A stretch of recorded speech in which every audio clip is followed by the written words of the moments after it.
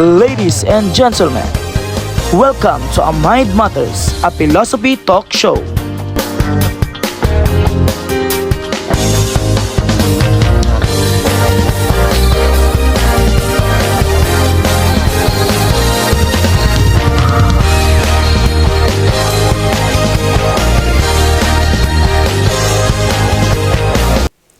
Good day, everyone. Welcome to A Mind Matters, a philosophy talk show, where we explore life's biggest questions and discover how philosophy helps us understand ourselves and the world. Today, we'll answer the question, what is philosophy? We'll discuss its meaning, origin, and importance on how philosophy helps us on our everyday life. To help us understand this topic, let's welcome our special guest, philosopher Jeff.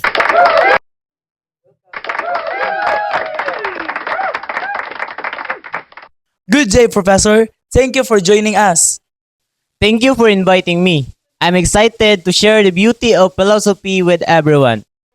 Now let's begin with a basic question. What is philosophy? Philosophy is the fundamental question about life, knowledge, truth, reality, and existence. It encourages us to think deeply and critically before making conclusions. The word philosophy comes from the Greek words philo, means love, and sophia means wisdom. Therefore, the word philosophy literally means love of wisdom. Why is philosophy is important in our daily lives? Philosophy teaches us how to think logically and critically. Instead of simply accepting information, we learn to ask questions, examine evidence, and make wise decisions. It also helps us understand our values, beliefs, and responsibilities. Many people think philosophy is only about thinking. It is considered as a science? Yes, philosophy is considered a science because it studies knowledge in a systematic and organized way using logical reasoning. It is also called the science of being because it studies everything that exists, people, nature, and reality itself. Another important idea is that philosophy searches for ultimate causes. Instead of asking only what happened, philosophy asks why it happened and what is the deeper meaning behind it. Lastly, philosophy relies on the use of reasons. Philosophers use logic, evidence, and critical thinking rather than emotion or assumptions alone. Now let's hear from one of our students here in Magsaysay Academy. Welcome, Junine Morada. Thank you. I'm happy to be here. Before studying philosophy, what did you think it was? Honestly, I thought philosophy was only about memorizing famous philosophers. But after learning it, I realized it's really about learning how to think wisely and make better decisions. Can you give us an example? Yes, whenever I see information on social media, I don't immediately believe it anymore. I check if it's true before sharing it. Philosophy taught me to think critically and avoid spreading misinformations. Guys, I just saw a post saying that if you don't study philosophy, you'll fail in life. Really? Who posted that? Someone the comments. The comments? That's not real about the source. Philosophy teach us to ask questions, think critically, and look for evidence before believing something. So I should believe everything I see online? Exactly. Think first, then decide. Think wisely, question everything, discover philosophy. Now, let's watch a short demonstration showing how philosophical thinking helps solve real-life problems. Hey, look at this post. It says classes are suspended tomorrow. Wait, where did you get that information? Someone shared it online. Let's verify it first by checking official school page instead of believing it immediately. There's no official announcement. The post is fake. Good thing we checked first. I almost believed it. Professor, what philosophical lesson can we learn from this situation? This demonstrates the use of reason and critical thinking.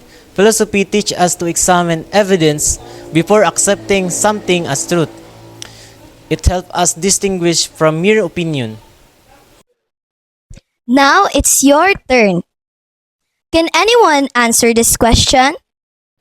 How can philosophy help student in school? Philosophy helps students think critically, solve problems wisely, respect different opinions, and make responsible decisions. Professor, before we end, could you share one important reflections? Certainly, philosophy reminds us that wisdom begins when we are asked questions. Instead of accepting everything we hear, we should seek truth through reason, evidence, and careful reflection. A person who thinks critically becomes more responsible student, citizens, and human being. Today, we learned that a philosophy is more than just a school subject. It is the love of wisdom, the science of beings, the search for ultimate causes, and the use of reasons. It is understanding ourselves and the world. By practicing philosophical thinking every day, we become better decision makers and more responsible member of the society. Thank you to our philosophy expert, our student guest, our audience member, and to all of you. Thank you for joining us. Once again, this has been Mind Matters, a philosophy talk show. Have a wonderful day, everyone. After everything we have talked about today, I realized that philosophy is not just about knowing its definition, its origin, or the names of famous philosophers. Philosophy is about understanding life. Sometimes we go through situations where we don't know what to do. We get confused, we make mistakes, we question ourselves, and sometimes we even ask, am I making the right choice? And maybe that is where philosophy becomes meaningful. It teaches us to stop a moment, breathe, and think. As a students, we experience many things. We experience pressures, problem, misunderstanding, failures, and moments we feel like giving up. There are times when we make decisions because we are angry, hurt, or afraid. But philosophy reminds us that we should not follow our emotions to completely control our choices. We have to think, we have to question, we have to understand, and most importantly, we have to learn. I also realize that we don't need to be a philosopher to practice philosophy. Every time we question something, every time we search the truth, every time we listen to someone else's opinion, and every time we reflect our own actions, we're already practicing philosophy. Sometimes, the biggest questions in life are not found in books. They are found within ourselves. Who am I? What do I really want in life? What is the right thing to do? Why I am here? We may not have all the answers right now, and honestly, maybe we never will.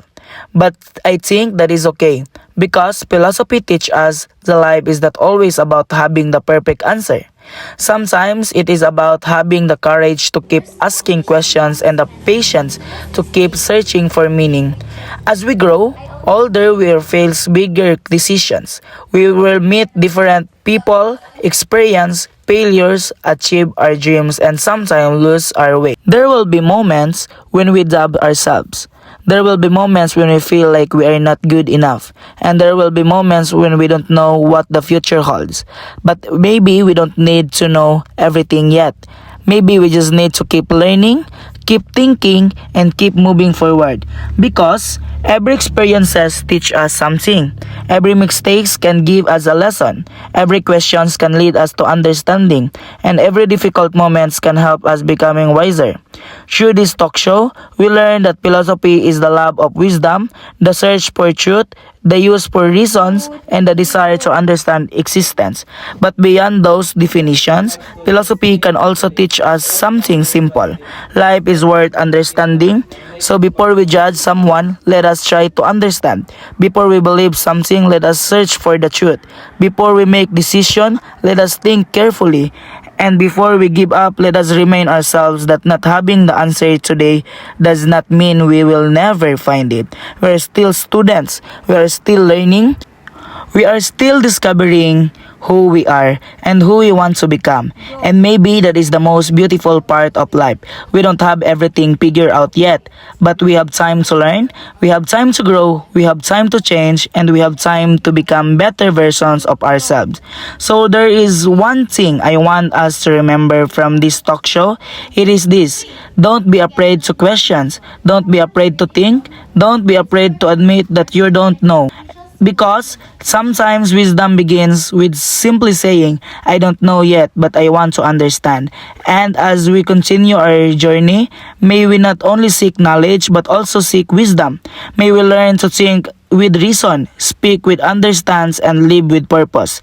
Because philosophy is not just something we study, it is something we carry with us. We learn how to live, and perhaps at the end of everything, the greatest lesson philosopher can give us this: we may not know where life will take us, but as long as we continue to question, learn, and grow, we will still never stop becoming who we are meant to be.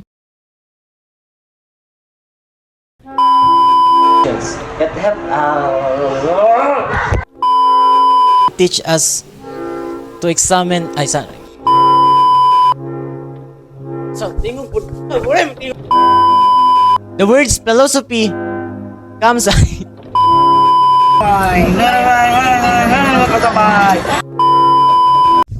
Do!